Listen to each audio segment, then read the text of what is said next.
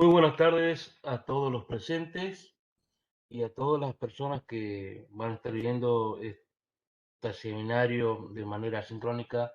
por la plataforma de la Red Latinoamericana de Estudios e Investigación en Derechos Humanos y Humanitarios. Hoy nos toca presentar Pandemia y Derechos Humanos en la República Argentina,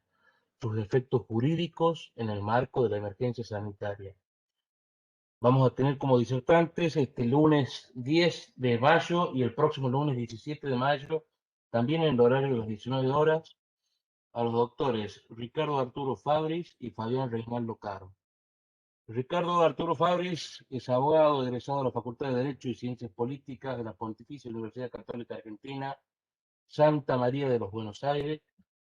graduado en la Tecnicatura de Comercio Exterior de la Fundación Banco de Boston, Buenos Aires. Desempeñó diversos cargos en el Poder Judicial de la Provincia de Buenos Aires, en las asesorías jurídicas de la entidad binacional Yacyretá y en la Municipalidad de Tigre y Bransen, en provincia de Buenos Aires.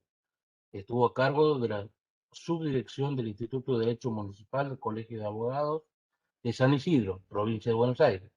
Fue profesor de Derecho Civil 1 y 2, parte general y obligaciones, en la Facultad de Derecho y Ciencias Políticas de la Pontificia Universidad Católica Argentina, Santa María de los Buenos Aires. Y de Derecho Civil 2, obligaciones, en la Facultad de Derecho y Ciencias Sociales de la Universidad de Buenos Aires. Actualmente se desempeña como responsable de la Unidad de Asesoramiento y Coordinación Jurídica de la Municipalidad de Azul, provincia de Buenos Aires. Fue becario de la Fundación MAPFRE en la especialización de Tratamiento de Residuos Urbanos, Madrid. Es socio del Estudio Jurídico especializado en Derecho Civil, Comercial y Administrativo. Es profesor adjunto de Derecho Administrativo de la Universidad Católica de Santiago del Estero, sede de Buenos Aires. Es conjuez de la Suprema Corte de la Provincia de Buenos Aires ante el jurado de enjuiciamiento de magistrados y funcionarios del Poder Judicial de dicha provincia. Es miembro del Instituto de Derecho Administrativo del Colegio de Abogados del Departamento Judicial de Azul, provincia de Buenos Aires. En cuanto al doctor Fabián Reinaldo Caro, es abogado, egresado de la Facultad de Derecho y Ciencias Sociales y Contador Público, graduado de la Facultad de Ciencias Económicas, ambas de la Universidad de Buenos Aires, UBA. Entre sus antecedentes profesionales y laborales podemos destacar que se desempeñó como director general de Recursos Tributarios de la Municipalidad de Tigre, fue secretario de Hacienda y Administración de la Municipalidad de Bransen y asimismo ocupó el cargo de responsable de la Unidad Jurídica y Legal del Comité de Cuenca del Río Reconquista, dependiente del Ministerio de Infraestructura del Gobierno de la Provincia de Buenos Aires. También ocupó diversos cargos en la Municipalidad de Moreno, el Registro de la Propiedad Inmueble y la Agencia de Recaudación en la Provincia de Buenos Aires, ARBA. Fue auxiliar de justicia, perito contador para los departamentos judiciales de San Isidro y San Martín, Poder Judicial de la Provincia de Buenos Aires. Actualmente se desempeña como responsable de la Unidad de Asesoramiento y Coordinación Técnico-Administrativa de la Municipalidad de Azul, Provincia de Buenos Aires. Es titular de Estudio Jurídico Contable especializado en Derecho Administrativo, Tributario, Provincial y Municipal, Civil y Comercial y Laboral. En el ámbito académico, integra como socio activo adherente el capítulo de Argentina de la Red Latinoamericana de Estudios, eh, Red Latinoamericana de Estudios e Investigación en Derechos Humanos y Humanitarios, integrante de la Red Latinoamericana de Estudios e Investigación en Derechos Humanos y Humanitarios, y también es miembro honorífico del Instituto de Derecho de Acceso a la Justicia de la Asociación Argentina de Justicia Constitucional. Asimismo, forma parte del Instituto de Derecho Público del Colegio de Abogados del Departamento Judicial de Azul, provincia de Buenos Aires, de la Comisión de Profesionales de las Ciencias Económicas para el ámbito municipal, dependiente del Consejo Profesional de Ciencias Económicas de la provincia de Buenos Aires y de la Comisión de Legislación General y Seguimiento Legislativo del Colegio de Abogados de San Isidro, provincia de Buenos Aires. Tenemos también el honor de contar esta tarde con la presencia del doctor Eduardo José Ramón Jugdar,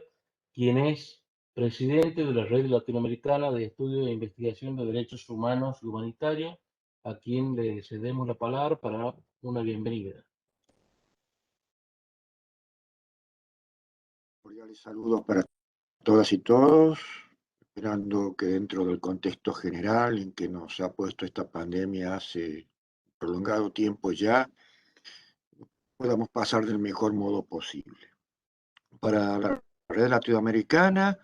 y el capítulo Argentina que preside el doctor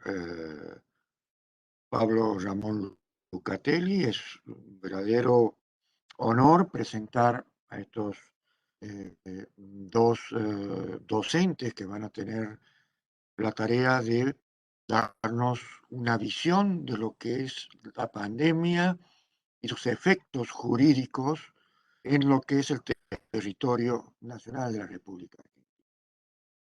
Sabemos que este es un segundo capítulo de uno que ya exitosamente fue dictado el año pasado, sobre esta primera parte, sobre algo que recién empezaba en cuanto a las primeras disposiciones que se tomaron en el país. Hoy los escenarios dentro de este contexto han variado en cuanto a los efectos que produce, a la forma que se prolongan, a cómo inciden en otros derechos y, y esto incluso ha llegado hasta una reciente, en un caso concreto, decisión de la Corte Suprema de Justicia de la Nación, la cual no ha estado exenta de fuertes polémicas en donde se han marcado si realmente un tribunal puede decidir sobre una cuestión que afecta aspectos vinculados a las materias de la salubridad pública, más allá de que no haya habido ningún tipo de consulta sobre los aspectos científicos y técnicos que esa decisión podría acarrear respecto a las consecuencias que esta podría generar una vez efectivizada. Eso va a ser un dilema que la única verdad, que es la realidad, lo va a dilucidar seguramente no a largo plazo. Y la clave quizás de esto también, tanto el profesor Fabri como el profesor Caro, quienes, como han podido escuchar en sus antecedentes curriculares, con vasta experiencia en la administración pública, no solamente desde lo teórico, sino también desde lo práctico, quizás nos puedan dar una visión entera, contexto más completo sobre qué nos ha acontecido hasta el momento respecto a esta tensión entre restricciones y pandemia y cuál es una proyección futura que tengamos que transitar mientras se mantengan, digamos, estos niveles de expansión que está teniendo este flagelo pandémico que azota al mundo en su integridad. Así que no voy a hacer más largo y voy a dejar con la palabra a quienes tienen la tarea de exponernos la tarde de hoy. Muchas gracias. Muchísimas gracias, Bueno, profesor Eduardo José Ramos Yugdar. Estaríamos en condiciones entonces, doctores, para comenzar con las disertaciones, así que el auditorio es suyo, adelante. Bueno, muchas bueno, gracias. perfecto, Álvaro. Bueno, ante todo, queremos agradecer a la Red Latinoamericana por habernos dado el honor de participar en este espacio y poder compartir con todos ustedes nuestra experiencia, tanto desde el punto de vista profesional y el trabajo de campo que nos toca llevar adelante desde el ejercicio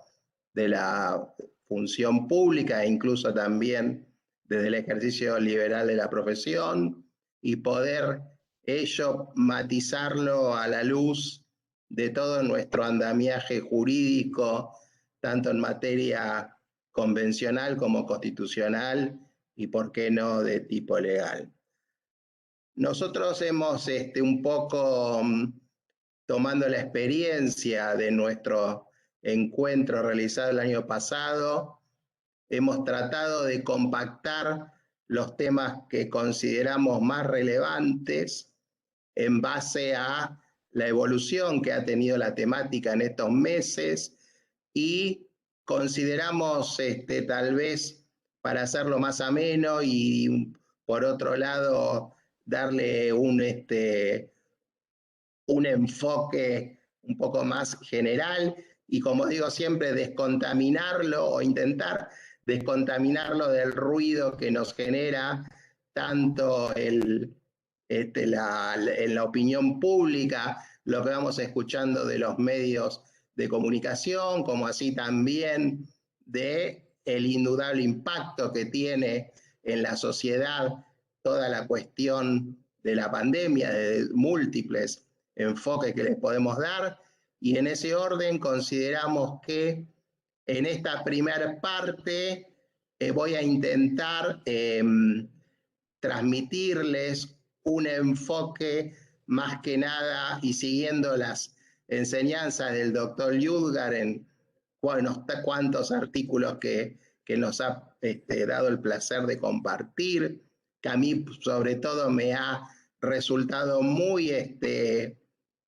esclarecedor en cuanto a lo que él se conoce como los límites, el límite de los límites, y tratar de darle a ello un enfoque aplicado al caso concreto en el cual es la emergencia sanitaria. Ahora bien, y en la segunda parte de este primer encuentro, el doctor Fabris nos va a dar, porque nunca viene de más, un repaso general respecto a la herramienta conocida como decreto de necesidad y urgencia, que todos sabemos que fue introducido en la reforma constitucional de 1994. Nos va a explicar cómo está funcionando en el marco de la emergencia sanitaria y ya en el segundo y último encuentro vamos a explicar, hacer un somero análisis de la normativa vigente en materia de emergencia sanitaria, tanto a nivel nacional o federal y algún aspecto de la legislación local, en especial enfocado a la experiencia que tenemos de la provincia de Buenos Aires, y hacer una perspectiva futura en base a los primeros lineamientos jurisprudenciales que ya van marcando tendencia, como bien dijo el doctor Liudgar, no exentos de polémica, y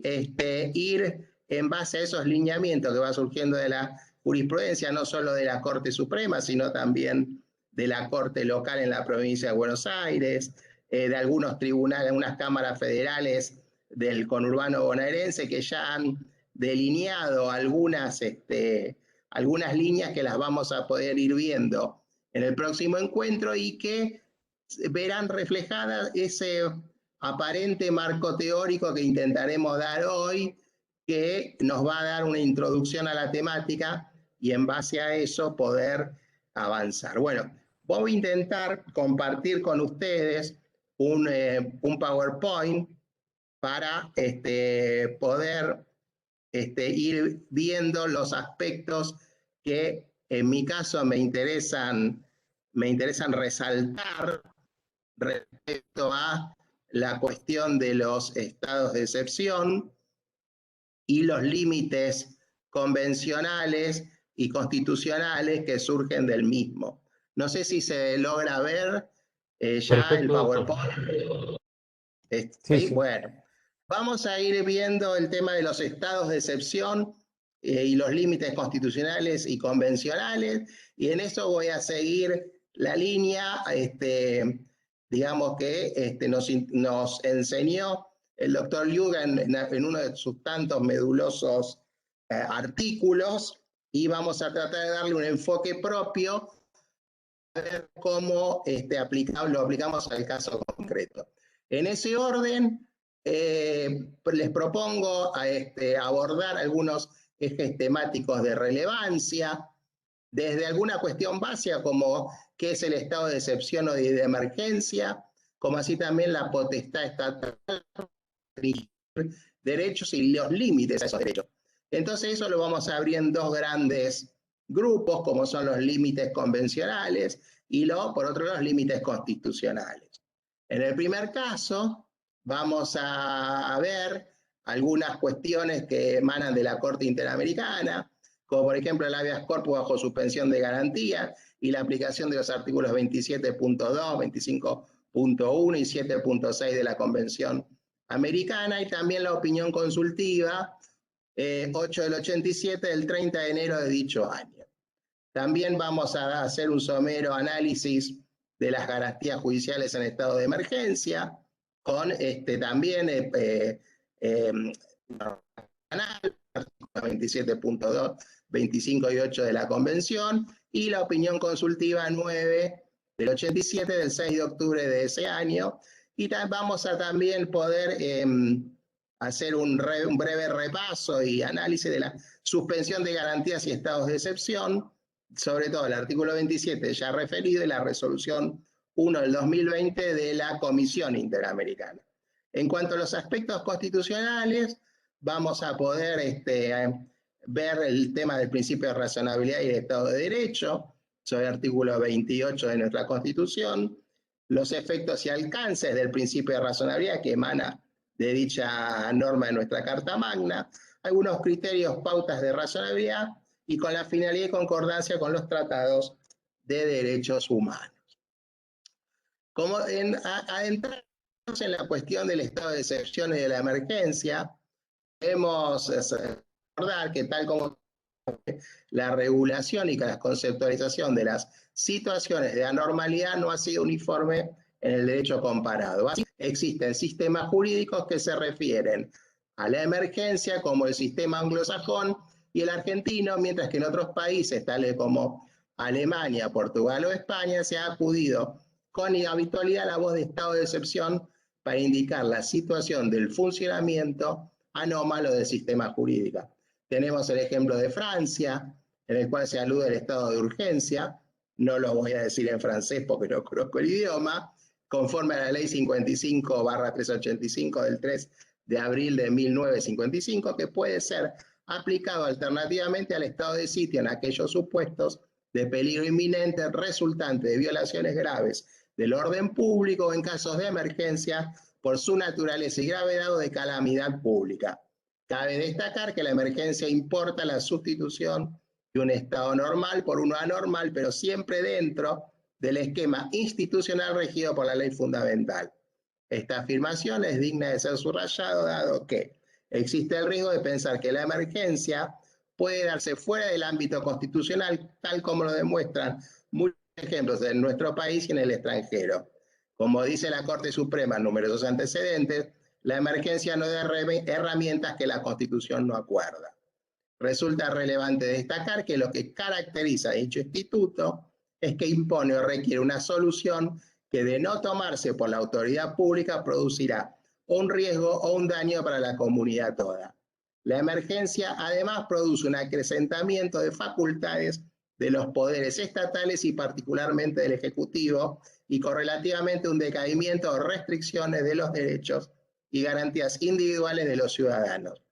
A partir de esta base conceptual, el presente tiene por objeto analizar el estado de excepción o de emergencia y los límites convencionales y constitucionales aplicables a la materia, como vamos a ir viendo. Claro que no hay una definición unívoca respecto a la cuestión del estado de excepción o de la emergencia. Me incliné por compartir con ustedes la que surge de la dogmática jurídica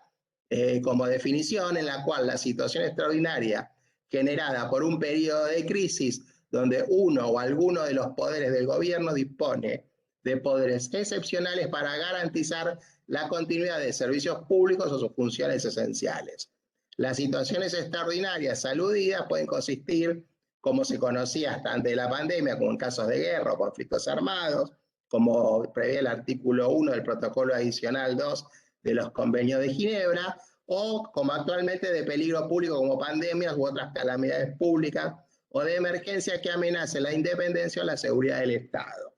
En ese orden, la estatal para restringir derechos y los límites de esos derechos. Tanto los derechos fundamentales como los derechos humanos, pese a su trascendencia e importancia, no son absolutos.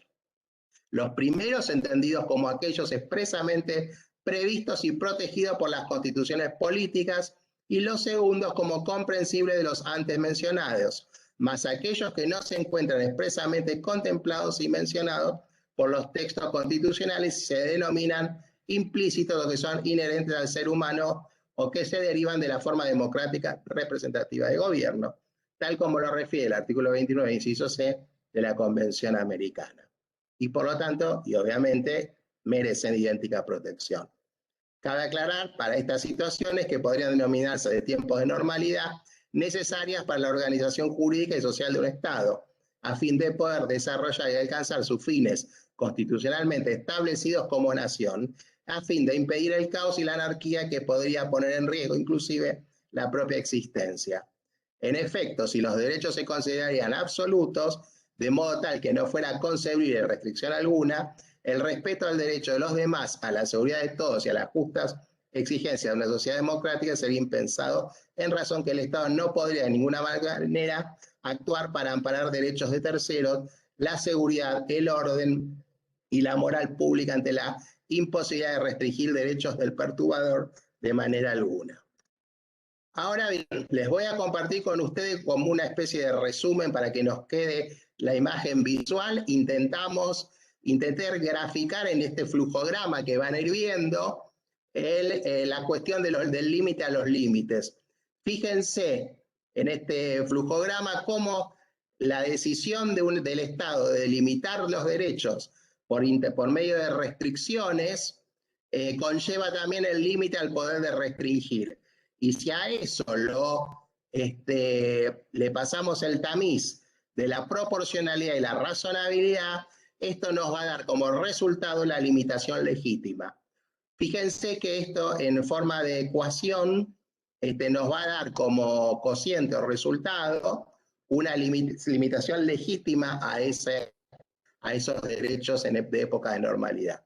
Esta ecuación lineal desarrollada va permitiendo visibilizar el nudo central de la teoría del límite de los límites en materia de restricciones a derechos humanos y fundamentales, ya que las distintas constituciones políticas de los estados contienen cláusulas de similar contenido a la de los instrumentos internacionales y regionales antealudidos, permitiendo al Estado restringirlos o limitarlos en pos de la consecución de sus fines legítimos, pero a su vez dicha potestad, facultad o actividad no es ilimitada y está sujeta a ciertas reglas formales y de fondo que están sustentadas en el principio de proporcionalidad. Se aprecia entonces que la clave en este juego de restricciones y limitaciones pasa por el tamiz del principio de proporcionalidad para alcanzar la razonabilidad de la medida que la esfera estatal considera necesaria adaptar basada en la restricción de derechos, por lo que el test de evaluación asentado en este principio no es materia solo de las esferas tribunalicias en la órbita judicial, sino que debe ser observada también por los otros componentes de los esquemas republicanos de una sociedad democrática, como son los poderes ejecutivos y legislativos, cuando de ellos emanan las decisiones o mandatos limitados en el ejercicio de los derechos, ya que ello es una exigencia constitucional y convencional. Al respecto, la Corte Interamericana ha aludido a esta facultad estatal, en especial en su opinión consultiva número 6 del 86, donde ha señalado que del artículo 30 y de otro de la Convención se autoriza a los estados a imponer limitaciones o restricciones a determinados derechos y libertades, pero a su vez exige para establecerlas el cumplimiento concurrente de las siguientes condiciones. A, que se trate de una restricción expresamente autorizada por la Convención y en las condiciones particulares en que la misma ha sido permitida. B, que los fines para los cuales se establece la restricción sean legítimos, es decir, que obedezcan a razones de interés general y no se aparten del propósito para el cual han sido establecidas. Este criterio teleológico, cuyo análisis no ha sido requerido en dicha consulta, que es la que estamos analizando, establece un control por desviación de poder. Y C, por último, que tales restricciones estén dispuestas por las leyes y se aplican de conformidad con ellas. Vamos a repasar, no viene de más repasar y analizar posteriormente el texto del artículo 27 de la Convención, que para los casos de guerra, peligro público, de otra emergencia que amenace la independencia o seguridad del Estado, parte, esta podría adoptar disposiciones que en la medida y por el tiempo estrictamente limitados a la exigencia de la situación, suspendan las obligaciones contraídas en virtud de esta convención, siempre que tales disposiciones no sean incompatibles con las demás obligaciones que les impone el derecho internacional y no entran ni en discriminación alguna fundada en motivos de raza, color, sexo, idioma, religión u origen social. Segundo, la disposición precedente no autoriza la suspensión de derechos determinados en los siguientes artículos: personalidad jurídica, derecho a la vida, integridad personal, prohibición de esclavitud y servidumbre, principio de legalidad y retroactividad, libertad de conciencia y religión, protección de la familia, derecho al nombre, derecho del niño, derecho a la nacionalidad, derechos políticos, y ni las garantías judiciales indispensables para la protección de tales derechos. Todo Estado o parte que haga uso del derecho de suspensión deberá informar inmediatamente a los demás Estados en la presente, por conducto del Secretario General de la Organización de los Estados Americanos, de las disposiciones cuya aplicación haya suspendido, que haya solicitado la suspensión y de la fecha en que haya dado por terminado dicha suspensión. Y en ese orden me tomé el atrevimiento de, me sale el contador un poco de adentro, hacer, digamos, plantear con ustedes otro flujograma donde vamos a ver las reglas del artículo 27 que recién acabamos de leer o de compartir, y vemos que cuando se da el estado de excepción y aplicamos las reglas de dicha norma junto con las normas de interpretación del artículo 29 de la Convención, que nos da una suspensión de garantía, debemos tener en cuenta los tres parámetros ya referidos: las obligaciones contraídas, las suspensiones no autorizadas y el uso del derecho de suspensión. Al respecto, los límites a los estados parte de la Convención en cuanto a suspensión de derechos y libertades, esas prohibiciones deben contener las garantías judiciales indispensables, como ya vimos: personalidad jurídica, derecho a la vida, integridad personal, prohibición de la esclavitud y la servidumbre, principio de legalidad y retroactividad, libertad de conciencia y religión, protección a la familia. Ahora, cuando hacemos un análisis respecto a la aplicación ponderativa del principio de proporcionalidad, que sería el segundo aspecto a tener en cuenta cuando hacemos el análisis integral, vemos que la suspensión de las garantías no debe exceder la medida de lo estrictamente necesario y que resulta ilegal toda actuación de los poderes públicos que desborde aquellos límites que deben estar precisamente señalados en las disposiciones que decretan el estado de excepción, señalando que tampoco los estados pueden apartarse de esos principios generales en las medidas concretas que adopten con afectación a esos derechos o libertades suspendidas, como ocurriría si tales medidas violaran la legalidad excepcional de la emergencia, si se prolongaran más allá de sus límites temporales, si fueran manifiestamente irracionales, innecesarias o desproporcionadas, o si para adoptarlas se hubiera incurrido en desviación o abuso de poder. Vemos allí claramente el papel que tiene el audio tamiz de la proporcionalidad y razonabilidad en la ecuación del límite de los límites a la hora de restringir el Estado, derechos y garantías, incluso en estado de excepción, para que las mismas puedan ser consideradas legales y legítimas a la luz de las miradas constitucionales y convencionales. También, y es muy importante resaltar al principio de la declaración de la pandemia, la Comisión Interamericana sacó la resolución 1 del 2020, titulada Pandemia y Derechos Humanos en las Américas,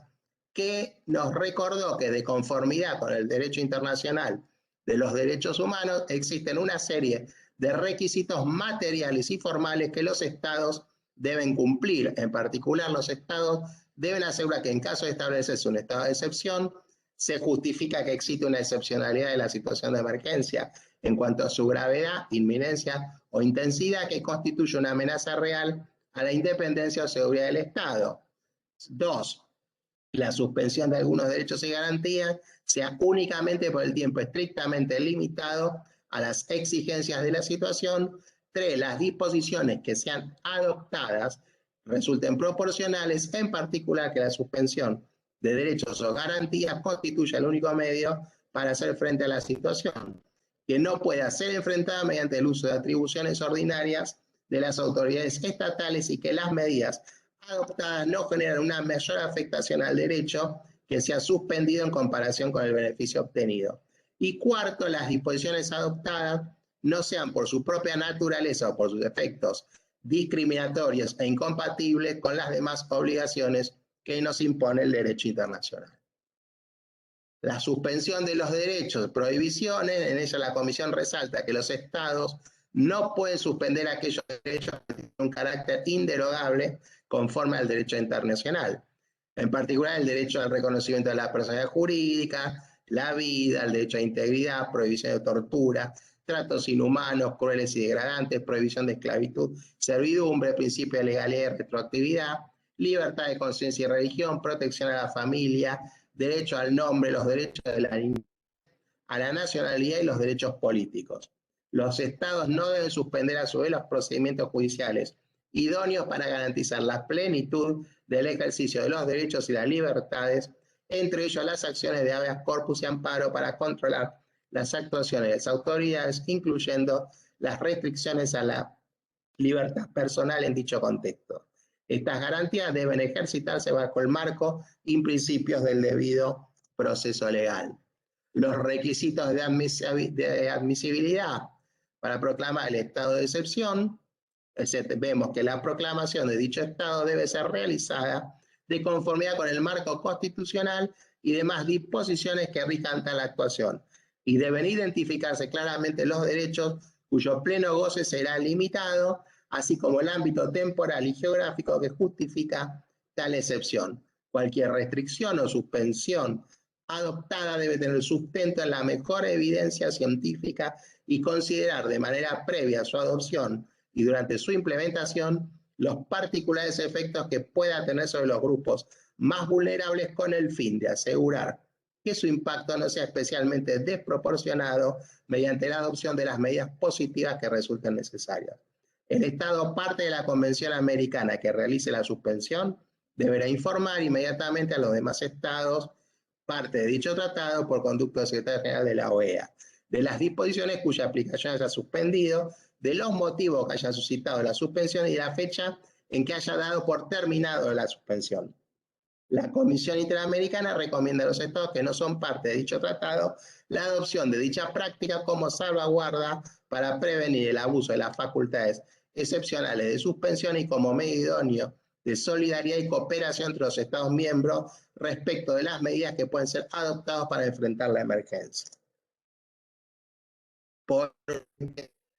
la Corte, en cuanto al habeas corpus, dispone en el artículo 25.1 de la Convención que toda persona tiene derecho a un recurso sencillo y rápido o de cualquier otro recurso efectivo entre los jueces o tribunales competentes que la ampare contra actos que violen sus derechos fundamentales reconocidos por la Constitución, la ley o la presente Convención, aun cuando tal violación sea cometida por personas que actúan en el ejercicio de sus funciones oficiales.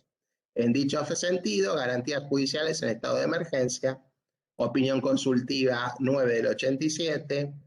el caso Blake con Guatemala, fondo sentencia del 24 del 98, y también ahí le hemos citado algunas sentencias y referencias jurisprudenciales vinculadas con la temática.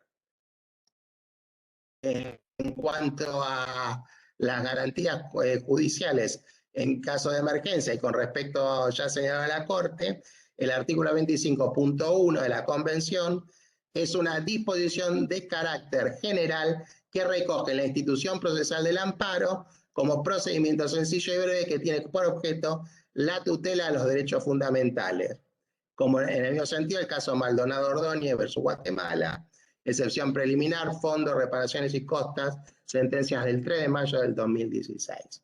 Establece este artículo igualmente en términos amplios la obligación a cargo de los Estados de ofrecer a todas las personas sometidas a su jurisdicción un recurso judicial efectivo contra actos violatorios de sus derechos fundamentales, y dispone también que la garantía así consagrada se aplique no solo respecto a derechos contenidos en la Convención, sino también de aquellos que estén reconocidos por la Constitución o por la ley, de donde se concluye que el régimen de protección judicial dispuesto por el artículo 25 de la Convención es aplicable a los derechos no susceptibles de suspensión en estado de emergencia. Y ahí tenemos el caso del Tribunal Constitucional versus Perú, el Fondo de Reparaciones y Costas, del 31 de enero de 2001, y algunos más que hemos citado como para que puedan de mayor ilustración. Ahora vamos a ver un poquito las cuestiones constitucionales respecto a la Carta Magna vigente en la República Argentina, y en ese aspecto nos pareció relevante citar el artículo 28 de la Constitución Nacional, donde señala que los principios, garantías y derechos reconocidos en los anteriores artículos no podrán ser alterados por las leyes que reglamentan su ejercicio, y abajo les citamos las concordancias de dicha norma con otras garantías constitucionales, incluso de la Convención Americana. La concordancia con los tratados de derechos humanos nos dice que el texto del artículo 28 de la Constitución Argentina tiene la misma finalidad, aunque con diferente enunciado, que los textos del derecho internacional de derechos humanos que hemos venido analizando, dirigidos todos a señalar los límites del poder estatal para restringir derechos y garantías, tanto en tiempos de normalidad como de excepcionalidad. Dejan bien en claro que restringir no es aniquilar ni suprimir, sustentando en la proporcionalidad y razonabilidad de los instrumentos utilizados por los estados a dichos efectos. Esta concepción de razonabilidad que se vincula con el concepto de la inalterabilidad de las normas constitucionales, y por qué no extenderlo además a las normas constitucionales de derechos humanos. En cuanto a los efectos y alcances, en principio, el artículo 28 de la Constitución fija los lindes a la competencia reglamentaria del Congreso, establecida en el artículo 14, en tanto esta norma declara que los derechos allí enumerados se ejercen conforme a las leyes que reglamentan su ejercicio. De ambas disposiciones constitucionales resulta claro que los derechos no son absolutos en su ejercicio, que tal como los obtuvo la Corte Suprema, al contrario, implicaría un uso antisocial de las facultades constitucionales, que en consecuencia existen múltiples razones para limitar aquel uso, pero que la capacidad reglamentaria no es ilimitada, tiene bordes. Las leyes no deben alterar principios, derechos y garantías. El principio interpretativo de razonabilidad, de todos modos, emana de una norma operativa, por lo que resulta ineludible de aplicar por todos los órganos del poder en Estado de Derecho, entendido precisamente como estado de razón. Si lo razonable es lo opuesto a lo arbitrario, es decir, contrario a lo carente de sustento o que deriva solo de la voluntad de quien produce el acto, aunque esa voluntad sea colectiva. Una ley, reglamento o sentencia son razonables cuando están motivados en los hechos y circunstancias que los impulsados y fundados en el derecho vigente. Con criterios o pautas de razonabilidad, la Corte Suprema Argentina ha elaborado desde antiguo pautas de razonabilidad para examinar la constitucionalidad en el ejercicio del poder de policía, básicamente, pero no solo cuando se trataba de controlar leyes dictadas durante emergencias sociales y económicas. Según la doctrina de la Corte, esta no tiene atribuciones para analizar la conveniencia, oportunidad o eficacia de la norma, pues eso es una atribución propia de los poderes políticos. Lo contrario implicaría sustituir por parte de los tribunales los criterios del Congreso Federal acerca de las políticas públicas que deben instrumentarse por las opiniones de los magistrados judiciales sobre el punto, violando con ello la división de poderes. En consecuencia, el tribunal estableció en principio la frontera de las cuestiones políticas no judiciales para examinar la razonabilidad de las leyes, por lo menos en materia de emergencia económica y sociales, que no parecía dispuestos a forzar. Hago un paréntesis acá. En el encuentro que viene vamos a ver que la Corte se aparta de estos principios en el fallo de Cava con Estado Nacional recientemente publicado, donde vamos a poder ver cómo este principio fue flexibilizado, incluso en algunos aspectos dejado de lado, pero no me quiero adelantar ni spoilear el próximo encuentro. No obstante, a partir de la década de 1990, la Corte Suprema dejó de emplear de modo sistemático la expresión cuestiones políticas como justificación de un control de constitucionalidad y razonabilidad diluidos. A cambio de ello, las barreras que debieron y deben sortear estos controles fueron los de exigencia de legitimación activa en especial y la existencia del agravio concreto. Recordemos que en la causa Inchaus Permano, Conjunta Nacional de Carnes, del año 1944, fallo 199, 433, la Corte analizó la proporcionalidad de los medios utilizados por la norma en relación con los fines perseguidos por la ley, deparando deferencia a los motivos que el legislador tuvo para sancionarla. Vamos a ver un poco acá, les traje un pequeño extracto de un reciente fallo de la Corte del 25 de febrero de este año, la causa Petkov-Naidenov sobre un incidente inhibitoria, si bien esta causa trataba sobre una cuestión eminentemente procesal, la Corte delineó que aún ante el escenario de emergencia que se verifica en el marco del COVID-19, las medidas que se adopten para hacer frente a la pandemia y conlleven la regulación de derechos fundamentales deben ser limitados temporalmente, legales, ajustados a los objetivos definidos conforme a criterios científicos, razonables, estrictamente necesarios y proporcionales. La restricción a la libertad corporal debe satisfacer exigencias de razonabilidad. Y por último, vamos a llegar hasta acá, porque en el próximo encuentro, y ya vamos a ir viendo cómo la jurisprudencia y la doctrina fueron aplicando todos estos principios que fuimos delineando en esta charla en cuanto a los efectos de la pandemia sobre el sistema federal y sus aspectos doctrinarios y jurisprudenciales relevantes. Bueno, con esto damos por finalizada esta etapa. Espero que haya sido de vuestro interés.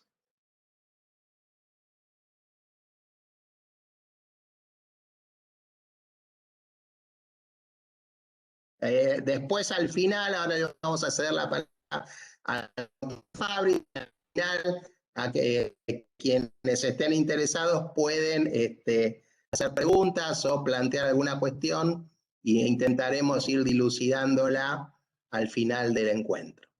Doctor Fabri, te cedo la palabra.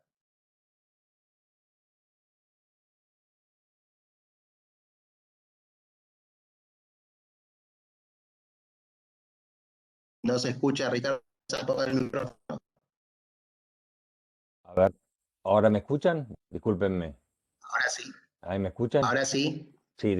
Sí, tenés la palabra. discúlpenme. No, les estaba agradeciendo a la Red Latinoamericana de Derechos Humanos y Humanitario por la invitación, al profesor doctor Eduardo Lukdar también. Gracias por invitarnos a participar de este encuentro.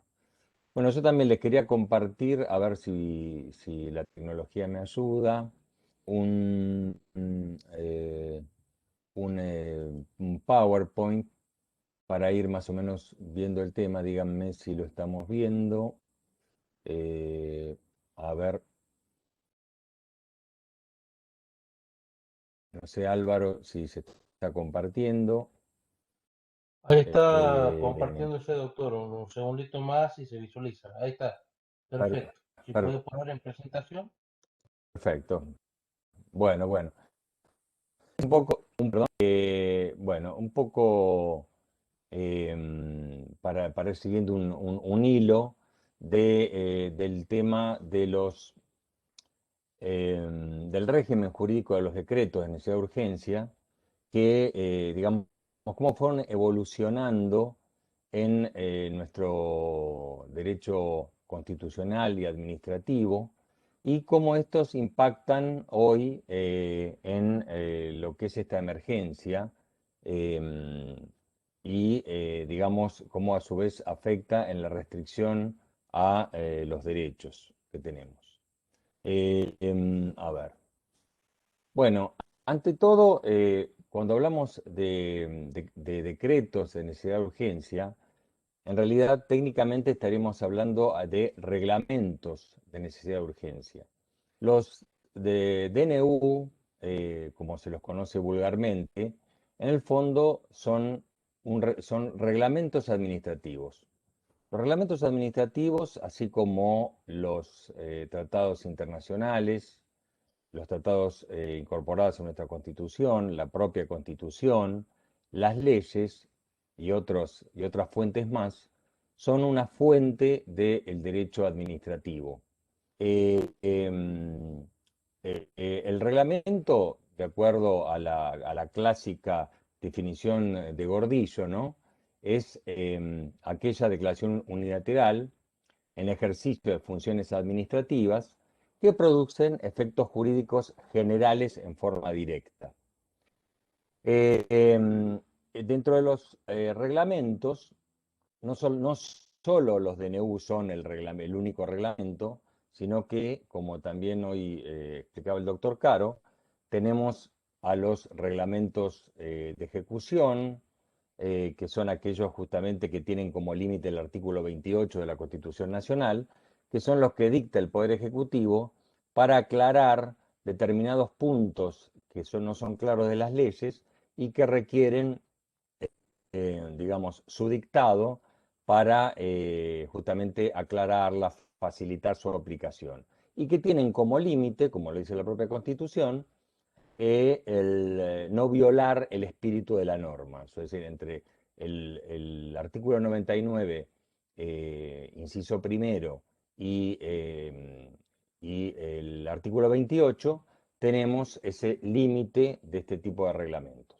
Después tenemos los reglamentos autónomos, que son los que dicta el Poder Ejecutivo en ejercicio de la Constitución, entre los cuales, por ejemplo, tenemos el decreto reglamentario de la ley, del decreto ley 19.549 como un ejemplo, o cuando regula un instituto, un estatuto de sus propios empleados. Después tenemos los reglamentos delegados, que son aquellos que se dictan porque ha habido una sesión o, siendo esto un perogrullo, una propia delegación de facultades que son legislativas para que las aplique el Poder Ejecutivo, también vulgarmente llamados superpoderes, y que tienen mucha aplicación en el tema presupuestario. Y finalmente tenemos a los reglamentos de necesidad de urgencia, que son aquellos que son dictados en situaciones excepcionales y cuando generalmente el Congreso no puede funcionar, lo cual no ocurre siempre en estos casos, como ya veremos. Pero en definitiva, los reglamentos son la mayor parte de todos los actos administrativos de alcance general. Bueno, podemos distinguir varias etapas en cuanto a la existencia, de cómo evolucionaron los reglamentos, los reglamentos de necesidad de urgencia en nuestra distinto periodo constitucional desde el dictado de la Constitución. Inicialmente, digamos, apenas dictada la Constitución, este tipo de situaciones no fueron previstas y su admisibilidad, justamente a raíz de que el Poder Ejecutivo no puede dictar normas de carácter legislativo, se lo admitió de una manera excepcional. Y sin embargo, pese a esta excepcionalidad, desde el año 1854 el Poder Ejecutivo sí intervino, dispuso materias que en realidad eran propias del Congreso, y lo que en realidad hacía, como ocurría también en esa época cuando el Estado quería ser demandado, que tenía que tener una venia legislativa, sometía a ratificación los actos del Ejecutivo al propio Congreso de la Nación. Y ahí nos encontramos, por ejemplo, como algunos precedentes, en el caso criminal contra Andrade Crisólogo, del año 1872, en la cual el señor Andrade fue acusado de integrar montoneras del general Peñalosa y participar en una rebelión que estaba encabezada por el caudillo Sebastián Elizondo en 1868. En ese caso, el procurador opinó que debía sobreseerse al imputado en virtud de la amnistía dispuesta por el general Navarro y que fue aprobada por el Poder Ejecutivo. Ustedes saben que la amnistía en realidad la debe dictar, por supuesto, el Poder Legislativo, pero sin embargo, la Corte Suprema sostuvo en ese momento que si bien es verdad que ni el comisionado ni el Poder Ejecutivo tenían la facultad constitucional para conceder una amnistía, de acuerdo al viejo artículo 67, hoy 76, que esto era una atribución propia del Congreso,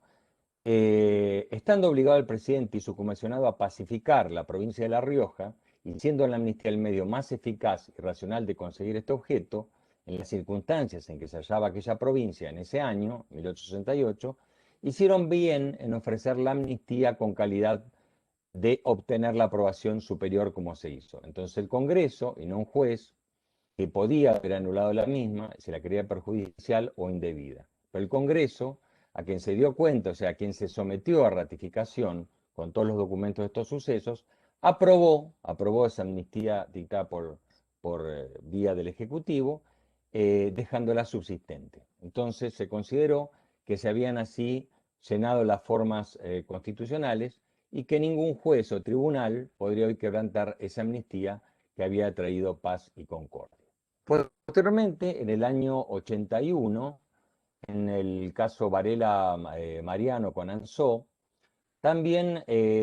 la Corte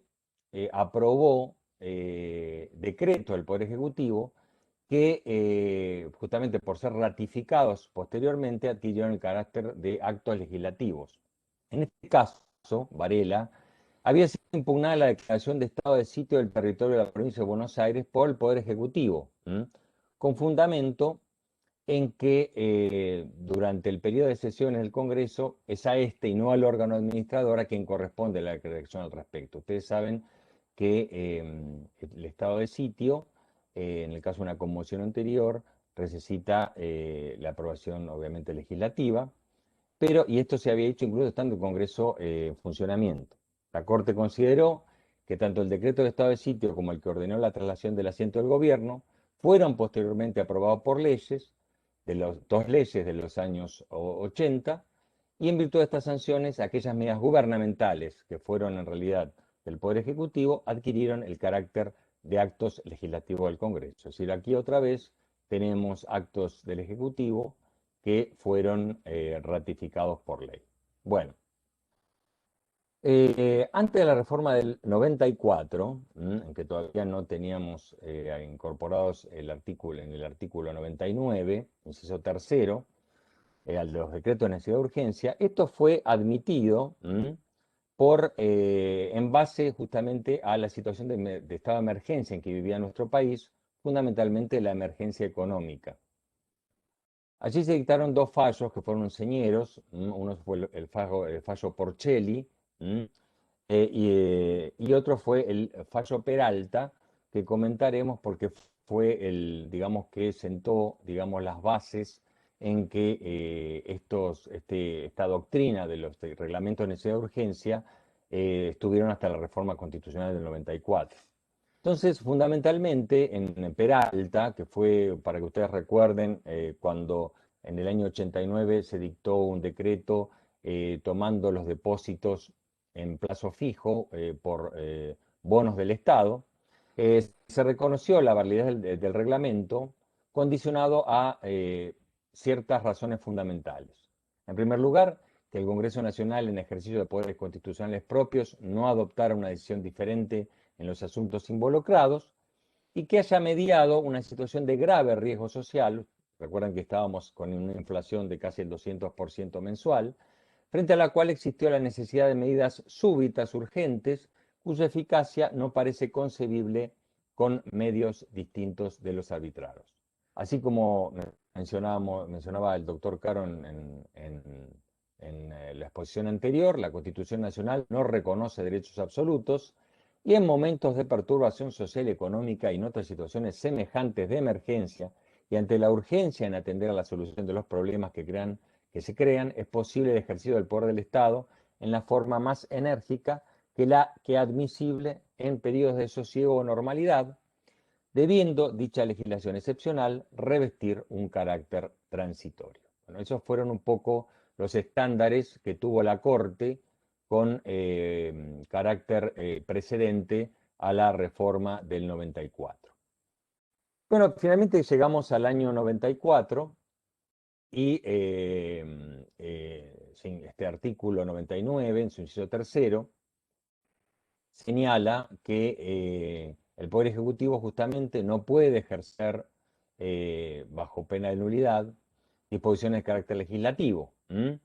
Y aquí viene el tema de la excepción. Solamente cuando en circunstancias excepcionales y sean imposibles seguir los trámites ordinarios previstos por la Constitución para sanción de leyes, y no se traten de normas penales, tributarias, electorales o régimen de partidos políticos, se podrían dictar decretos de necesidad de urgencia, los que serían decididos en acuerdo de ministros, refrendados por todos los ministros, conjuntamente con el jefe de gabinete. Y después se señala el procedimiento que se debe seguir ante la Comisión Bicameral Permanente, que después la ley 26.192, que se dictó en el 2006, la cambió como Comisión Bicameral de Trámites Legislativos, ¿no? Y ahí vamos a ver un poco cómo esto siguió en el periodo tras la reforma. En primer lugar, la Constitución del año 94 los recepta ya expresamente, a diferencia de cómo ocurría antes, pero sigue manteniendo como regla general la prohibición de que el Poder Ejecutivo emita las disposiciones de carácter legislativo, como lo señala el texto constitucional. El artículo señala como causal de competencia legislativa circunstancias excepcionales. Ese sería, digamos, el criterio de competencia del Poder Ejecutivo en este caso, y en este caso tenemos a la emergencia pública, en el caso particular que nos atañe en estos momentos, la emergencia sanitaria, si bien se dictaron normas donde no solamente la emergencia era sanitaria, sino también económica. Bueno, es bastante amplia el decretado de la emergencia de la ley. Bueno, como requisitos materiales tenemos justamente que hubiera una circunstancia excepcional que hiciera imposible seguir los trámites ordinarios previstos por esta Constitución para la sesión de las leyes. Ustedes saben y han advertido que durante todo el año 2020 se han dictado numerosos decretos de necesidad de urgencia y si bien en un principio no funcionaba el Congreso de la Nación, posteriormente, si bien por vía virtual o por vía mixta en muchos casos, el Congreso Nacional empezó a funcionar. Ya les digo, incluso se han sancionado leyes y otro tipo de leyes vinculadas también a la pandemia. Sin embargo, el Poder Ejecutivo, pese a este requisito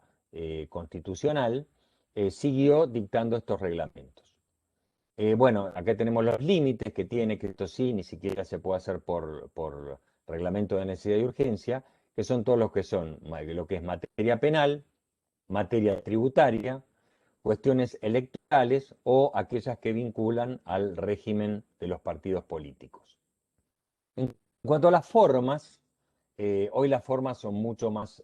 sencillas de llenar debido al sistema de firma digital que existe en el Poder Ejecutivo de la Nación, y es necesario un acuerdo general de gabinete de ministros, es decir, todos los ministros tienen que suscribir este reglamento, y el reglamento, así como también lo dice el artículo 101 de la Constitución, que refiere al jefe de gabinete, también el artículo 99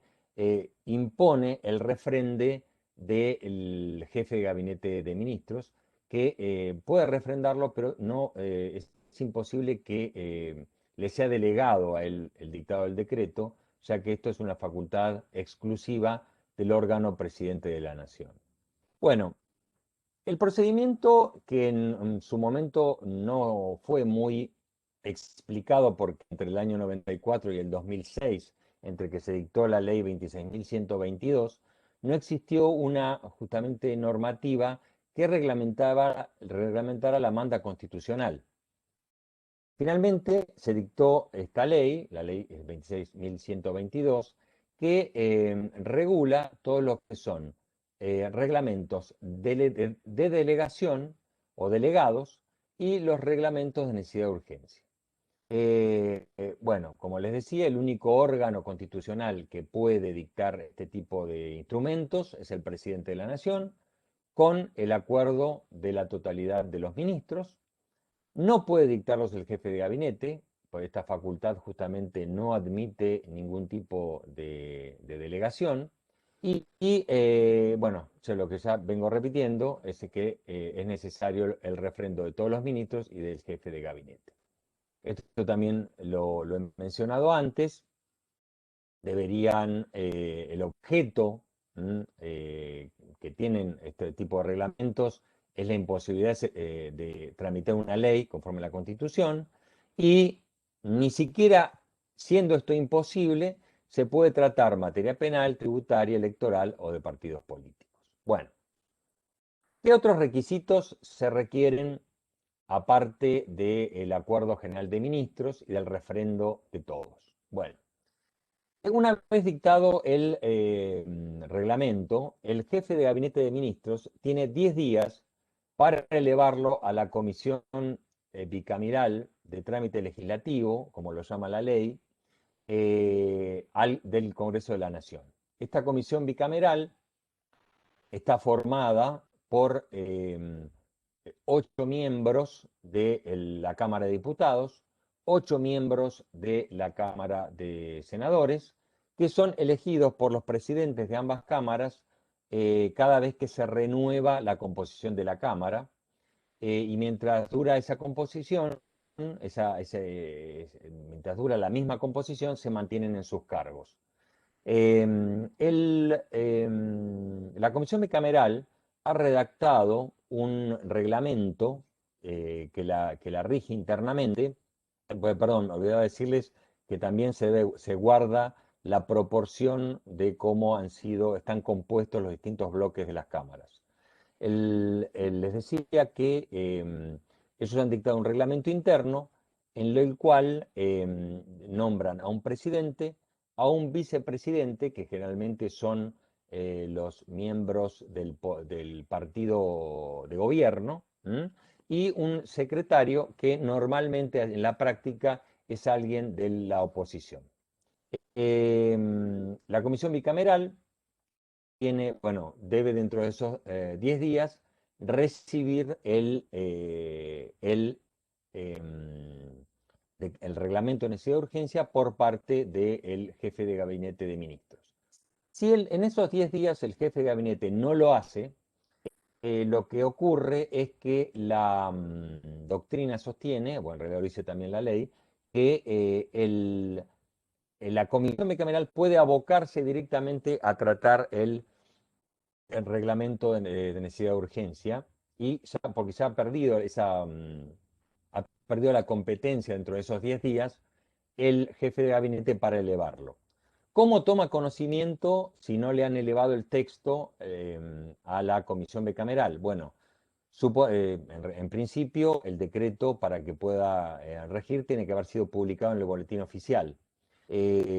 Todavía no ha ocurrido ninguna situación en que no se hubiera publicado un reglamento de necesidad de urgencia, pero la doctrina sostiene que si eso no ocurriera, deberían el presidente de la comisión bicameral pedirle al jefe de gabinete de ministros que le remita el texto del reglamento de necesidad de urgencia. Bueno, una vez que ellos toman conocimiento del reglamento, del DNU, deben repartirlo dentro de las 24 horas a todos sus miembros, entregar el texto para poder emitir el dictamen. El dictamen se limita a la validez o la invalidez del texto que le fuera remitido.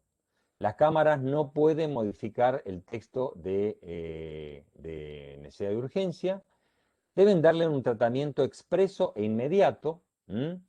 aprobándolo o rechazándolo, y para ese caso es necesaria tanto para la formación del quórum como la aprobación del DNU, la mayoría absoluta de los miembros presentes. O sea, tiene que estar presentes la mitad más uno. El reglamento les permite tratar el tema si hubiera un tercio de los presentes, pero el tratamiento del tema o considerar el tema, como dice el reglamento, no les permite resolver la cuestión. Bueno, que una vez emitido el dictamen, este dictamen, que tiene forma de resolución, es enviado a ambas cámaras para su tratamiento. Si ambas cámaras del Congreso lo rechazaran, eso importa la derogación del reglamento y obviamente, como ocurre en estos casos, deberán respetarse algún derecho adquirido durante la vigencia que tuvo el reglamento hasta que fue, digamos, rechazado por las cámaras. Si una cámara lo rechaza y la otra no lo rechaza, en principio el DNU, si bien no está aprobado, sigue vigente y puede aplicarse. La ley tampoco indica el plazo sobre el pronunciamiento que tiene el Congreso respecto del DNU, y una vez, bueno, se les decía, aprobado, se emite un proyecto de resolución. Ustedes saben que el Congreso Nacional se puede expresar a través de la ley, de la sanción de una ley, de una comunicación, una declaración y una resolución. Bueno, en este caso, lo que se ha efectuado siempre, y aparte lo dice, por supuesto, la ley 26.122, se emiten un proyecto de resolución que no puede ser objeto de ningún veto por parte del Poder Ejecutivo. Bueno, aquí tenemos que tener claro, un poco lo que estamos viendo ahora, que cuando existe una emergencia que en realidad faculta al Poder Ejecutivo a adoptar medidas de emergencia, no estaríamos frente a un reglamento de necesidad de urgencia, sino que en realidad estaríamos o ante un reglamento delegado, porque se le han cedido facultades legislativas, o ante un reglamento de los denominados de ejecución o vulgarmente decretos reglamentarios, que en realidad lo único que hacen es aplicar lo que una ley no ha dicho. Para que haya reglamento de necesidad de urgencia, no tiene que haber ninguna intervención del Poder Legislativo, sino que ha sido una intervención propia de las competencias del Poder Ejecutivo dentro del marco constitucional que estuvimos viendo hasta hoy. En lo que respecta a, vamos a hacer un breve recordatorio de lo que ha ocurrido en este último tiempo. Ustedes recuerdan que a fines del año 2019 se dictó la ley 27.541, que era la que yo les mencionaba, que había declarado no solamente la emergencia pública en distintos temas, incluyendo la sanitaria, sino que abarcaba económica, financiera, fiscal, administrativa, profesional, distintas, digamos, carácter de emergencia que le permitían al Ejecutivo ejercer distintas facultades. Solamente menciono que en el artículo 2, en uno de sus incisos, se procuraba el suministro de medicamentos, un tema que hoy tanto nos preocupa con el tema este de las vacunas, ¿no? Recién al año entrante, ya para marzo del 2020, esta emergencia pública dictada por la 27.541 fue ampliada por un año a través del decreto 260. Es decir, el decreto 260, si bien es un DNU, lo que ha hecho es ampliar las facultades o complementar las facultades de la ley 27.541, dándole, digamos, dando una mayor significación al aspecto sanitario y ampliando lo que contenía la normativa del Congreso. En ese momento se dispusieron, y aquí un poco viene a colación esta filmina que estamos viendo, todas las recomendaciones en materia sanitaria que se dispusieron hasta el dictado del decreto posterior, que fue el que directamente implantó la medida de aislamiento, ¿no? Fíjense ustedes la cantidad de facultades que se le daban, perdón, a la autoridad sanitaria, entre los cuales están todas vinculadas a materias de emergencia sanitaria, control sanitario, salud pública, comunicaciones de riesgo, adopción de medidas dictadas por la Organización Mundial de la Salud para mitigar los efectos. Y bueno, ya digamos que en este decreto se vislumbra lo que ya era un hecho en el mundo, que era la propagación del virus SARS-CoV-2, ¿no es cierto? Bueno, así llegamos a el día 19 de marzo del 2020, donde se establece esta medida que aún hoy estamos padeciendo con distinta mitigación, que fue el aislamiento social preventivo obligatorio.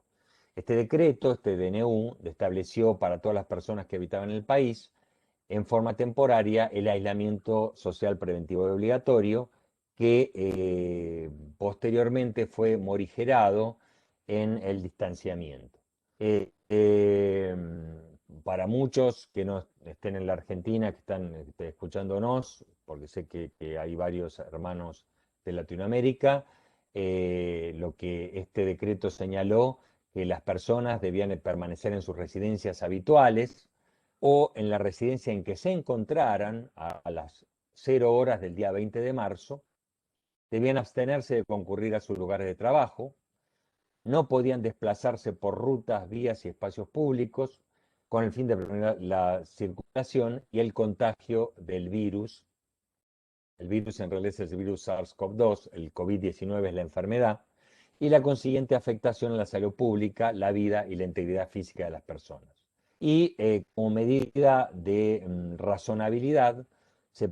permitían desplazamientos mínimos, indispensables, incluso se permitía hasta la salida de paseo de mascotas, aprovisionamiento de artículos de limpieza, medicamentos y alimentos. Bueno, el propio decreto tenía una serie de excepciones respecto de actividades que hacían al funcionamiento del gobierno y o bien a la esencialidad de la actividad y que no podía, digamos, soslayarse. Y así tenemos como las excepciones a quienes debían guardar ese aislamiento, ante todo al personal de salud, bueno, las Fuerzas Armadas, las autoridades de los gobiernos, la justicia, el personal diplomático, un punto que, digamos, fue poco recepción convencional, es la asistencia a personas con discapacidad, familiares, niños, menores. Un inciso sexto que fue de mucha duda, porque mencionaba los casos de fuerza mayor y nunca quedó muy claro todo ese tema, y así distintas excepciones que después, en posteriores prórrogas del mismo decreto, se fueron ampliando en otras actividades que en algunos casos funcionaron y en algunos casos quedaron un poco en la nebulosa, pero bueno, no vamos a ser muy específicos en cada situación particular porque sería, digamos, muy amplio todo el tema que nos ocupa. Fíjense en el inciso 12, como ya en ese momento, estamos hablando un año atrás, eran actividad esencial el tema de la fabricación de vacunas y medicamentos e insumos sanitarios ya en ese momento, ¿no? Bueno, continúa la excepción. Bueno, aquí esto ya es un poco fuera del decreto 297. Bueno, fundamentalmente, ¿cuál era la sanción al incumplimiento del ASPO? Fíjense que abajo de la filmina vemos que esto duró desde el día 19 de marzo, perdón, desde el 20 de marzo, en que se implementó, hasta el día 8 de noviembre del año pasado. O sea, fueron 233 días en que en la zona más complicada, es digamos, todo lo que era el AMBA, es decir, la zona de la capital federal y los municipios que la rodean, en el primer y segundo cordón, que esto permaneció. Bueno, digamos, la sanción era para hacer cesar la conducta del infractor, dar intervención a la autoridad competente y aplicar los artículos 205 y 239 del Código Penal.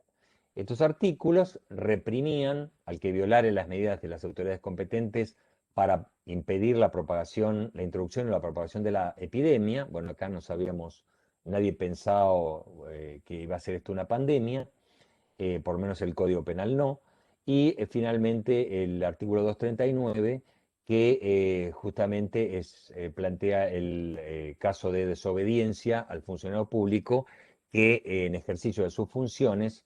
prestare, digamos, asistencia a una persona, en base a una obligación legal, ¿no? Bueno, interesante mencionar que en el artículo 10 de ese decreto del 297, tanto y con sustento en el artículo 128 de la Constitución, se planteó que también podían dictar medidas complementarias las provincias, la Ciudad de Buenos Aires e incluso los municipios, siempre con el límite de ejercicio de sus competencias propias.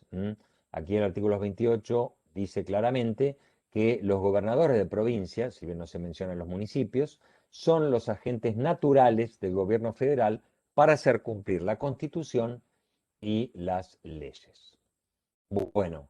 en ese momento un tema que fue también bastante debatido fue realmente si el DNU implicaba el estado de sitio. Bueno, obviamente ustedes saben que el estado de sitio solamente tiene lugar en caso de conmoción interior o de ataque exterior, cuando se ponga en peligro la Constitución o las autoridades por estas elegidas. En principio, lo que tipifica el instituto del estado de sitio es la de que el presidente puede trasladar a otra persona, a otro lugar del país, a la persona que esté arrestada, incluso salvo que quiera salir del país. Pero esto no lo planteaba el DNU, al contrario, sino que en realidad lo que establecía claramente era una obligación transitoria de permanecer en sus domicilios o bien de abstenerse de circular o desplazarse. Es decir, era una obligación, digamos, a lo que sería en el derecho civil, una obligación de no hacer o un deber de no hacer movimientos de traslación física fuera del ámbito de la residencia de las personas, salvo para proveerse de bienes, medicamentos, limpieza, ¿no? Bueno, o sea que podríamos decir que en este aspecto se cumplían los estándares de la Comisión Interamericana de Derechos Humanos y de la Corte de Justicia de la Nación. En ese momento sí salió un fallo, que lo menciono solamente porque fue uno de los primeros que salió, sino el primero, el fallo Kingston sobre habeas corpus, en la cual el fallo sostuvo la razonabilidad, la legitimidad, la adecuación a los límites constitucionales del DNU 297, ¿no? Explicando un poco lo que estamos viendo, que la situación de excepcionalidad da cuenta de la legitimidad de los fines buscados que se pretenden preservar, por lo cual desde este prisma la norma tiene pleno sustento en cuanto al medio utilizado y las restricciones dispuestas que limitan la posibilidad de reunirse, circular, han sido dispuestas en forma razonable, en cuanto es el único medio que cuenta la comunidad internacional para evitar la propagación de esta grave enfermedad. En cuanto a la proporcionalidad, la medida también se ajusta a los parámetros constitucionales, en tanto se ha previsto que en la legislación distintos supuestos que permiten la circulación de personas con tareas esenciales, la asistencia a niñas, niños, adolescentes, a personas mayores y a quienes lo requieran. Además, la restricción de movimientos tiene excepciones cuando se tenga sustento en razón de necesidades alimentarias, limpieza y médicas. Y en este contexto de excepcionalidad, también el Poder Ejecutivo remite, conforme surge la norma, el decreto a consideración del Congreso, es decir, seguir el trámite constitucional para que le dé validez la Comisión Permanente de Legislación del Congreso de la Nación por parte de la Comisión Bicameral, perdón, lo cual demuestra que se han respetado las normas constitucionales. Bueno, tampoco existe, finalmente un supuesto de amenaza a la libertad ambulatoria, porque el decreto dispone que la fuerza policial, en caso de detectar un incumplimiento, dará norma a la justicia penal para que evalúe la pertinencia de las acciones. Aquí también sí hubo algunas discrepancias en cuanto se intervenía la justicia ordinaria o la justicia federal. Esto fue un poco, y aún hoy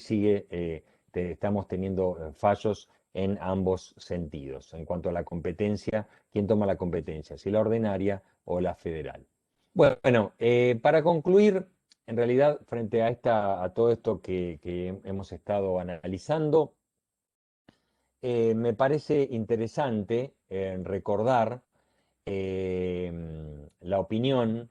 que si bien no es nueva, porque este fallo es del año 60, pero este fallo, si bien se sustenta en una sentencia de la Corte, fundamentalmente se sustenta en los dichos del procurador de ese momento, que era uno de los grandes penalistas de nuestro país, el doctor Sebastián Soler, que ya había intervenido en casos similares de reglamento de ciudad de urgencia. Es por él muy conocido el fallo Mubiel, donde él toma jurisprudencia de dos jueces de la Corte de los Estados Unidos para justamente tratar el tema de los edictos policiales. Y en realidad en este caso, si bien el tema es bastante menor, porque en realidad era cuando se quería imponer que los cines tuvieran parte del espectáculo tuviera una variedad en vivo, fue dictado por una ley 14.126, si mal no recuerdo, hoy derogada, pero es interesante, digamos, quería terminar un poco la exposición con esta expresión de nuestro entonces procurador. Cuando un determinado poder, con el pretexto de encontrar paliativos fáciles para un mal ocasional, recurre a facultades de las cuales no está investido, crea, aunque conjure aquel mal, un peligro que entraña mayor gravedad y que una vez desatado se hace de difícil contención. El de identificar atribuciones legítimas en orden a lo reglado con excesos de poder. Poco a poco,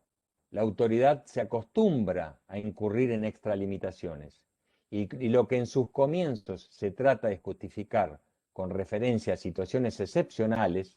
o con la invocación de necesidades generales de primera magnitud, se transforma en mayor o menor tiempo en las condiciones normales del ejercicio del poder. Ocurre después algo peor. Los mismos gobernados se familiarizan con el ejercicio de parte del gobierno de atribuciones discrecionales para resolver problemas. Y entonces, consciente o subconscientemente, pero siempre como si el derecho escrito vigente hubiera sido sustituido o derogado por un nuevo derecho constitucionario, cada sector de la comunidad exige, si está en juego su propio interés y es preciso para contemplarlo, que la autoridad recurra a cualquier desvío o exceso de poder. A cualquiera. No importa en qué medida, basta que sea idóneo para que la pretensión reclamada sea inmediata y favorablemente acogida. Y así su concesión no compromete el patrimonio estatal, será más fácil y cómodo para el gobierno acordar lo pedido que denegarlo. De esto se hace después una práctica, y así se va formando lo que se da en llamar una nueva conciencia. Nada va quedando, ya que sea pertinente por imperio de la ley o a través de sus instituciones,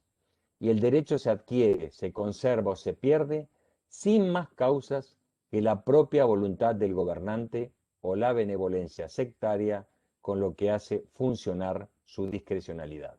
Yo creo que estas palabras un poco nos llevan a esto que hablaba el doctor Caro, siguiendo al doctor Ljugdar, del límite de los límites, y cuando de a poco nos vamos apartando a lo que las normas dicen, vamos creando situaciones a las cuales después nos vamos acostumbrando y en las cuales de a poco se van perdiendo primero las instituciones y después los derechos. Bueno, con esto concluyo y muchas gracias.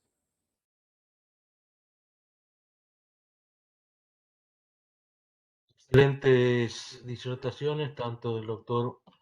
Fabris como del doctor Caro. El auditorio puede realizar preguntas a cualquiera de los dos disertantes de esta jornada. Directamente tienen que habilitar su micrófono y hacer uso de la palabra.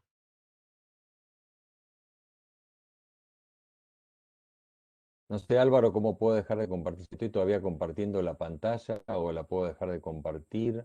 o lo puedes manejar vos eso. Acá está, perdón. Discúlpenme. Ahí está, acaba de dejar de compartir, doctor. Bueno, invitamos entonces al auditorio a realizar preguntas a los disertantes. Directamente tienen que habilitar su micrófono y hacer uso de la palabra. Adelante.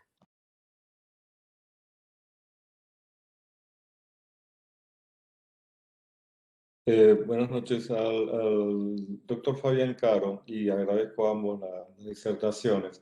En cuanto al exceso sobre el límite que puede haber acontecido con uno de los principios que hoy relataba por parte de la última resolución de la Corte, quisiera que amplíe allí, doctor Caro. A ver, quiero entender un poco que me pregunta sobre cómo impactó todo lo que explicamos en este fallo nuevo de la Corte de Cava con Estado Nacional. Bien, bueno, este fallo yo pensaba hacerle un análisis más profundizado en la próxima encuentro, pero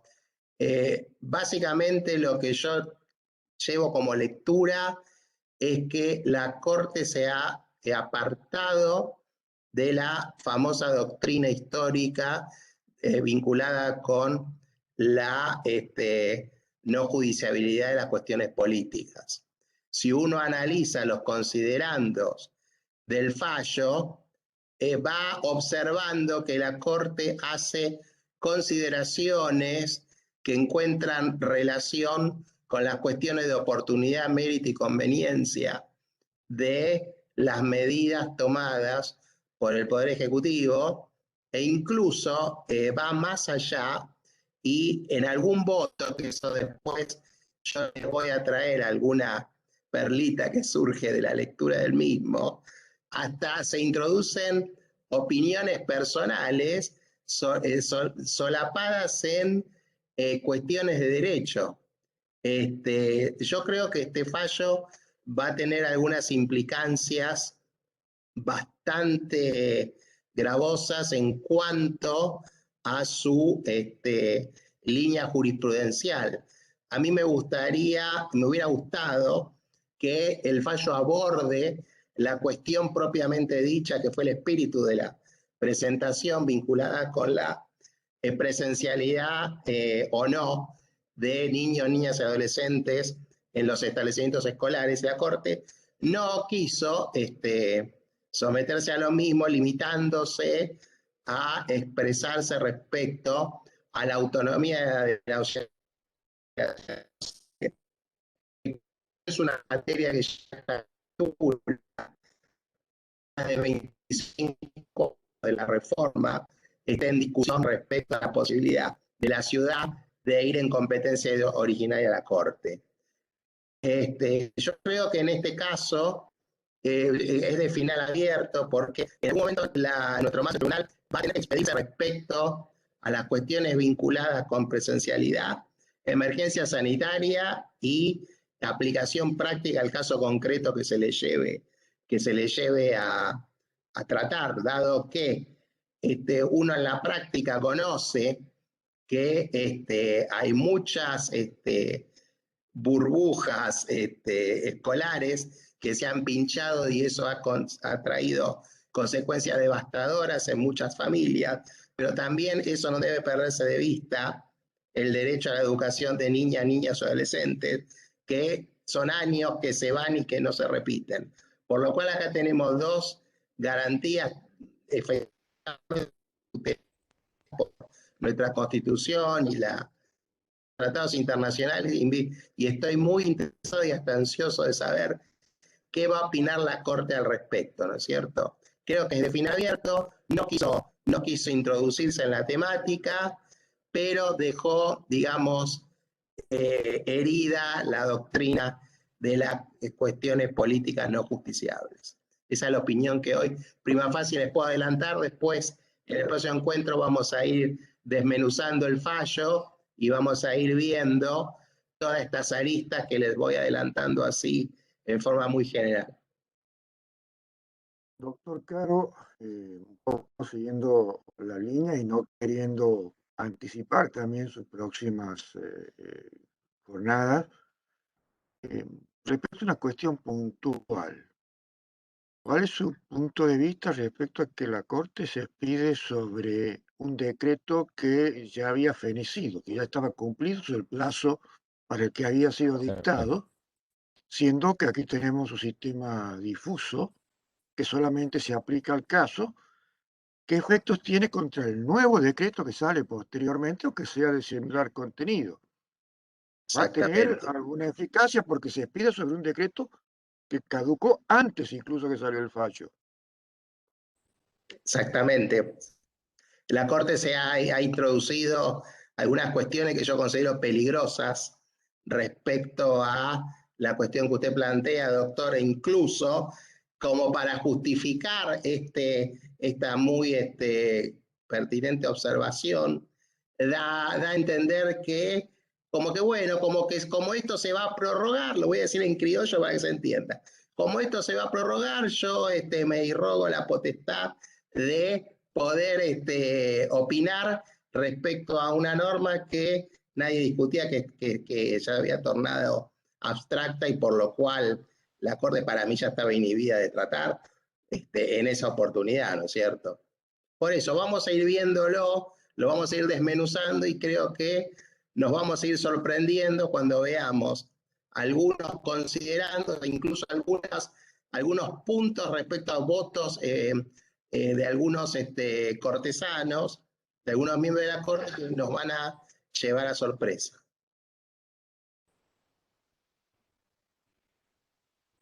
Sí, ¿qué tal? Buenas noches, saludos a todas y todos. Bueno, el fallo este fallo de la Corte, ya nada nos sorprende del fallo de la Corte Argentina. Creo que es casi tan malo como el de Fontevecchia, ¿no? Va contra sus propios fallos anteriores y yo pregunto, porque está entrando una ley al Congreso, si no la presentaban hoy, se presenta mañana, donde va a fijar los parámetros de asistencia, o sea, presencialidad o no, de los chicos, especialmente la primaria, a la cantidad de infectados que haya por 100.000 habitantes, lo que pasa en varias partes del mundo. Yo quisiera saber qué va a hacer ahora la Corte con este fallo y con esta nueva ley que seguramente va a tener un tratamiento urgente y va a salir, si también la va a denostar como ha hecho hasta este momento. Y sin fundamento ni razonabilidad alguna, ¿no? Sí, yo lamentablemente al día de hoy, yo incluso en la tarde intenté hacerme del proyecto a ver si podíamos llegar a comentarlo, pero no lo encontré cargado en la página del Congreso, de los proyectos, nada. Pero supongo que va a reproducir los lineamientos del último decreto de necesidad de urgencia, donde establece o pretende establecer parámetros objetivos en materia epidemiológica para poder establecer las zonas de riesgo. En realidad es una copia del modelo que se instauró en Alemania. Pero bueno, vamos a ver cuando tenga el texto. Espero que para la próxima poder tener el texto y poder compartirlo, no solo con ustedes, sino también poder analizarlo juntos, dado que seguramente a esa altura ya va a tener estado parlamentario. Sí, disculpe que te interrumpa. Yo hablé hoy con una persona que está en el Congreso y por ahí seguramente para la semana entrante lo tengamos. Bien, va a ser interesante compartirlo con ustedes y poder cruzarlo con el fallo de la Corte, que comparto las consideraciones que hicieron tanto el doctor Yudra como el doctor Salomón respecto a las inconsistencias e incongruencias que el mismo contiene, ¿no es cierto? Pero bueno, creo que el lunes que viene vamos a poder tener más información y poder debatirlo con un poco más de profundidad.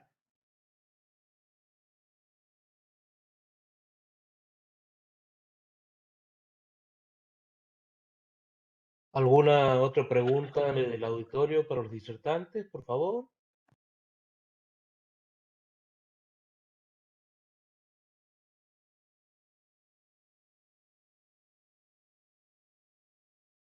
Bueno, no habiendo más preguntas a los disertantes, vamos a dar por concluido entonces esta jornada, primera jornada del Seminario Pandemia y Derechos Humanos en la República Argentina, sus efectos jurídicos en el marco de la emergencia sanitaria. Los esperamos entonces nuevamente para la segunda jornada, el día lunes 17 de mayo, por esta misma vía, a las 19 horas. Y les aclaro que esta jornada, digamos, está siendo grabada y va a estar a disposición también para quienes no la hayan podido ver desde el comienzo en el aula virtual de la red latinoamericana. Que tengan todos muy buenas noches. Buenas noches. Buenas noches, gracias por participar. Gracias a todos.